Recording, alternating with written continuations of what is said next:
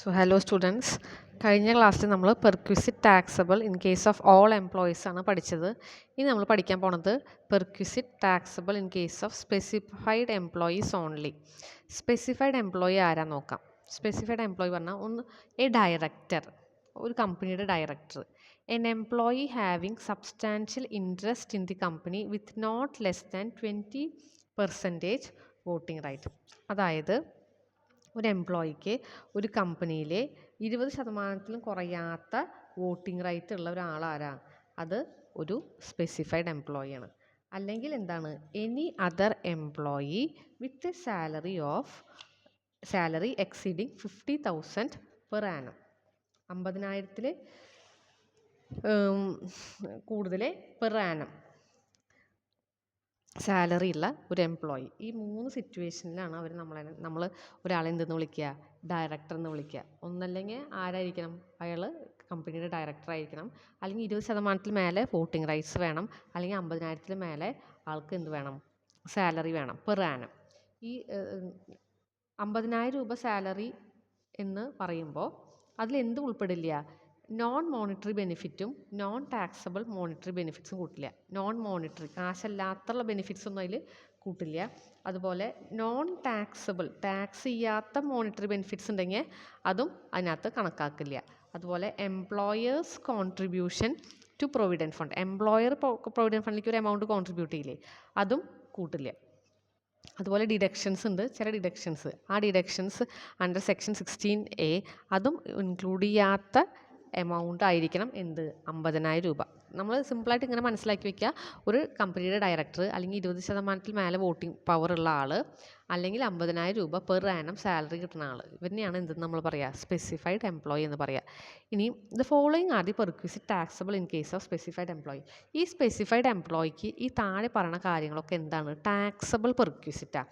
അതായത് ഇങ്ങനത്തെ ഒരു എംപ്ലോയിക്ക് കാറോ സ്വീപ്പറോ വാച്ച്മാൻ ഗാർഡനർ പേഴ്സണൽ അറ്റൻഡൻസ് ഒക്കെ എംപ്ലോയർ പ്രൊവൈഡ് ചെയ്യുന്നുണ്ട് വിചാരിക്കും, അല്ലെങ്കിൽ ഗ്യാസ് ഇലക്ട്രിസിറ്റി വാട്ടർ കൊടുക്കുന്നുണ്ട്, അല്ലെങ്കിൽ education facility to family members കൊടുക്കുന്നുണ്ട്, അല്ലെങ്കിൽ ട്രാൻസ്പോർട്ട് ഫെസിലിറ്റി.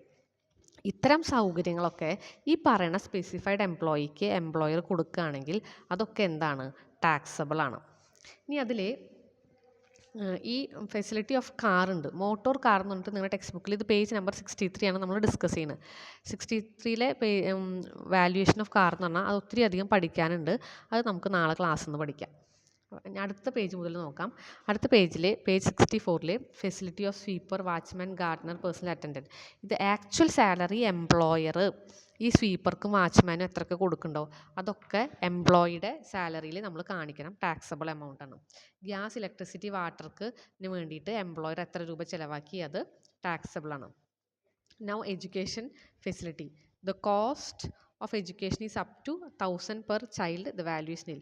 അതായത് എംപ്ലോയിയുടെ കുട്ടിക്ക് വേണ്ടിയിട്ട് 1000 രൂപ വരെയാണോ എംപ്ലോയർ ചിലവാക്കുന്നത്, എന്നാൽ അത് നില്ലാണ്. പക്ഷേ 1000 രൂപയിൽ കൂടുതൽ പൈസ ചിലവാക്കി കഴിഞ്ഞാൽ അത് ടാക്സബിൾ ആണ് എംപ്ലോയിക്ക്. അതുപോലെ transport facility,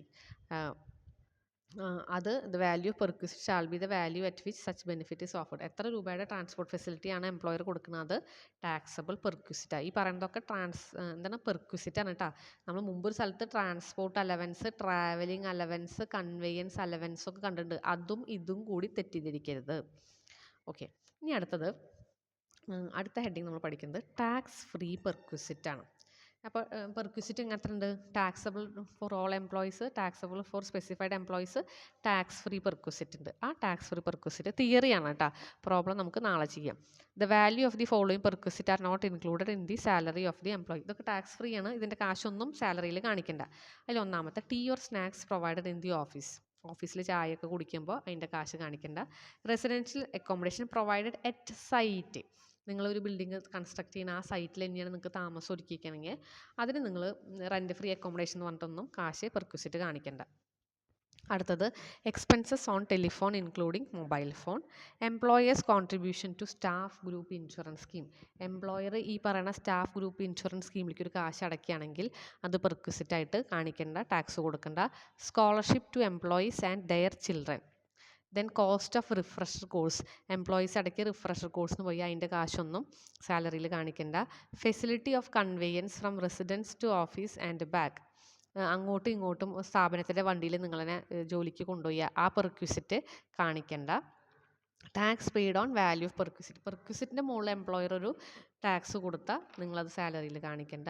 perquisite to government employees posted abroad, വിദേശത്ത് ആണ് നിങ്ങൾക്ക് ഗവൺമെൻറ് എംപ്ലോയി ആണ് നിങ്ങൾ, പക്ഷേ നിങ്ങളുടെ ജോലി വിദേശത്താണെങ്കിൽ അപ്പം തന്നെ പെർക്വിസിറ്റിനൊന്നും നിങ്ങൾ ടാക്സ് കൊടുക്കണ്ട. ലാപ്ടോപ്പ് കമ്പ്യൂട്ടർ കിട്ടിയ അതിൻ്റെ പെർക്വിസിറ്റിൻ്റെ വാല്യൂ കണക്കാക്കണ്ട.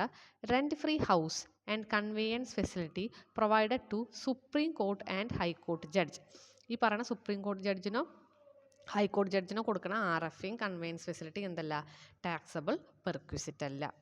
ഇനി ഒരു പോയിന്റ് ഉള്ളത് ലീവ് ട്രാവൽ കൺസെഷനാണ്. അത് ഇത്തിരി അധികം തിയറി ഉണ്ട്, അപ്പോൾ തിയറി പർപ്പസിന് വേണ്ടിയിട്ട് നിങ്ങൾ പഠിക്കണം. Section 10 subsection 5, the employee is entitled to exemption in respect of the value of travel concession or assistance received by or due to him from his employer or former employer for himself and his family in connection with his proceedings.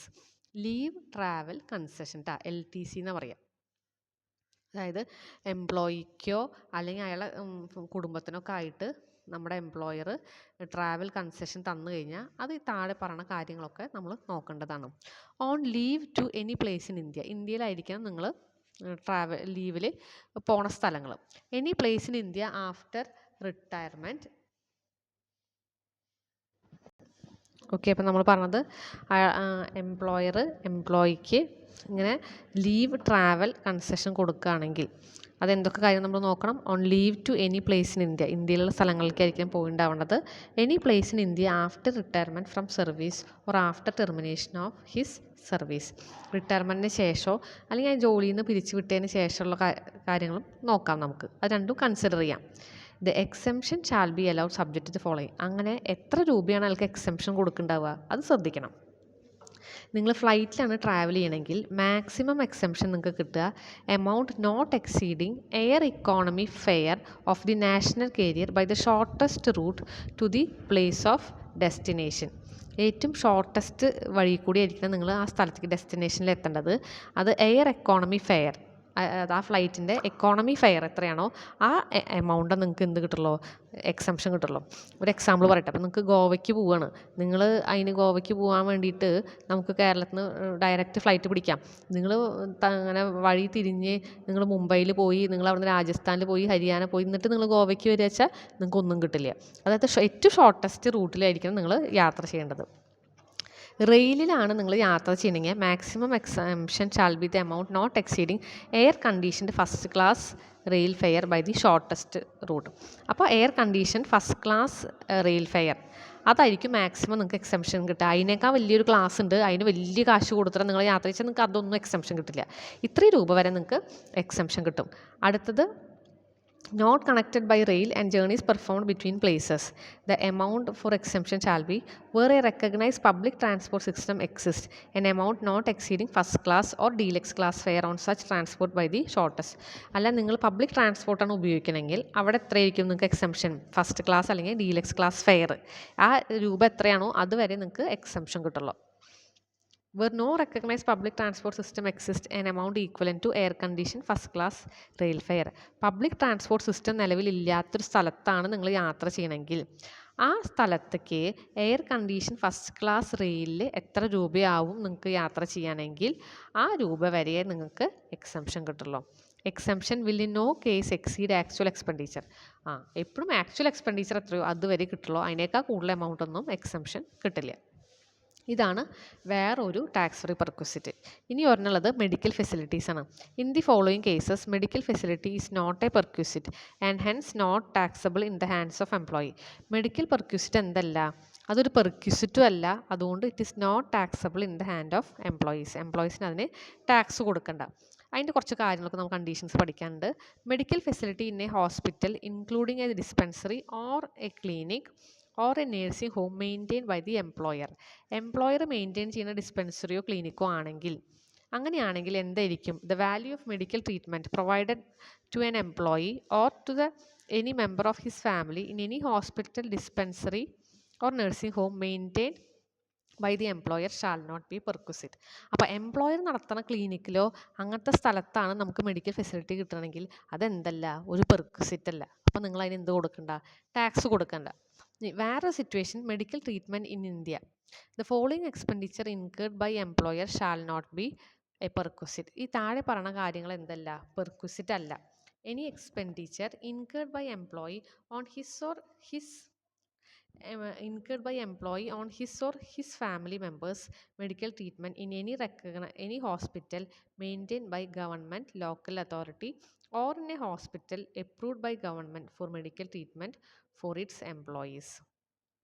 അതായത് നിങ്ങൾ medical treatment എടുക്കണത്, employer നിങ്ങളുടെ medical ട്രീറ്റ്മെൻറ്റിന് വേണ്ടി വന്നിട്ടുള്ള കാശൊക്കെ എടുക്കേണ്ട ആരാ, എംപ്ലോയറാണ്. അപ്പോൾ അത് എടുക്കുക ആർക്ക് വേണ്ടിയിട്ടിരിക്കാം, എംപ്ലോയിക്കോ അല്ലെങ്കിൽ അയാളുടെ ഫാമിലി മെമ്പേഴ്സിനാണ്. ആ ട്രീറ്റ്മെൻറ്റ് എടുക്കുന്നത് നിങ്ങൾ ഗവൺമെൻറ് ഹോസ്പിറ്റലിൽ, നമ്മുടെ താലൂക്ക് ഹോസ്പിറ്റലിൽ അല്ലെങ്കിൽ പ്രൈമറി ഹെൽത്ത് സെൻ്ററൊക്കെ ഉണ്ടാവുമല്ലോ, അങ്ങനത്തെ സ്ഥലത്താണെങ്കിൽ അതെന്തല്ല, അതൊരു പെർക്വിസിറ്റ് അല്ല.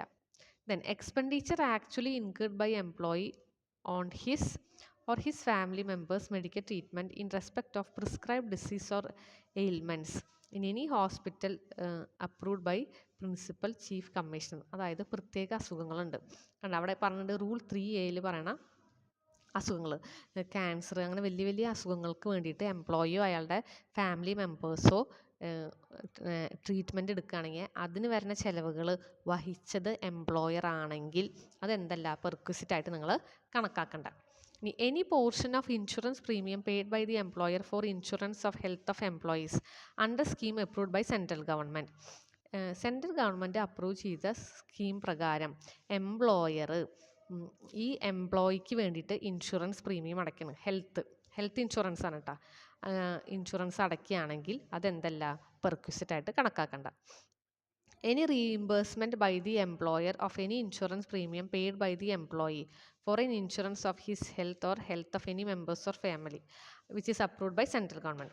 അതായത് ഈ ഇൻഷുറൻസ് പ്രീമിയം ആരടച്ചു, ആദ്യം എംപ്ലോയി അടച്ചു ഹെൽത്ത് ഇൻഷുറൻസ് പ്രീമിയം, എന്നിട്ട് എംപ്ലോയർ അത് തിരിച്ചു കൊടുക്കണം എംപ്ലോയിക്ക്, ഈ പൈസ നീ വെച്ചോ പറഞ്ഞിട്ട് എംപ്ലോയർ തിരിച്ചു കൊടുക്കുമ്പോൾ ആ ഇൻഷുറൻസ് പ്രീമിയത്തിൻ്റെ കാശൊന്നും നിങ്ങൾ എന്തായിട്ട് കണക്കാക്കണ്ട, പെർക്വിസിറ്റ് ആയിട്ട് കണക്കാക്കണ്ട, അത് ടാക്സ് ഫ്രീ ആണ്. ഇനി ശ്രദ്ധിക്കുക, 2018-19 വരെ any amount actually incurred by the employee for medical treatment up to a maximum was tax free. 15,000 രൂപ വരെ നിങ്ങൾ മെഡിക്കൽ ട്രീറ്റ്മെൻറ്റിന് വേണ്ടി ചിലവാക്കിയ 18-19 കൊല്ലം വരെ അത് ടാക്സ് ഫ്രീ ആയിരുന്നു. പക്ഷേ 19-20 കൊല്ലം മുതൽ it will be fully included in the salary income of the employee. അത് സാലറി ഇൻകം ആയിട്ട് കാണിക്കണം. അപ്പോൾ ഇപ്പോൾ അത് സാലറി ഇൻകം ആയിട്ട് കാണിക്കണം. ഇനി മെഡിക്കൽ ട്രീറ്റ്മെൻറ്റ് ഔട്ട്സൈഡ് ഇന്ത്യക്ക് പുറത്ത് നമ്മൾ മെഡിക്കൽ ട്രീറ്റ്മെൻറ്റിന് പോയി കഴിഞ്ഞാൽ the following expenditure incurred by the employer on treatment of employee outside India is also tax free perquisite. Expenses on medical treatment to the extent permitted by RBI പറഞ്ഞ രൂപ അത്രയും വരെ എന്താണ്, ടാക്സ് ഫ്രീ ആണ്. Expenses on stay abroad of the employees or any member of the family for medical treatment with one attendant who accompanies the patient to the extent permitted by RBI. നിങ്ങൾ വിദേശത്തേക്ക് പോയി, okay, abroad of the employee, expenses on stay abroad of employee or any member of family, ആ ഫാമിലിയിലത്തെ ആർക്കെങ്കിലും വേണ്ടിയിട്ട് പോയുമ്പോൾ ഒരാളെ accompany ചെയ്യാൻ പാടുള്ളൂ. One attendant accompany the patient, അവർക്കും ചിലവായിട്ടുള്ള കാശ് എന്താണ്, ടാക്സ് ഫ്രീ പെർക്വിസിറ്റ് ആണ്. പക്ഷെ എന്തായിരിക്കണം, അത് RBI പറയണ എമൗണ്ട് വരെയാണ് ടാക്സ് ഫ്രീ.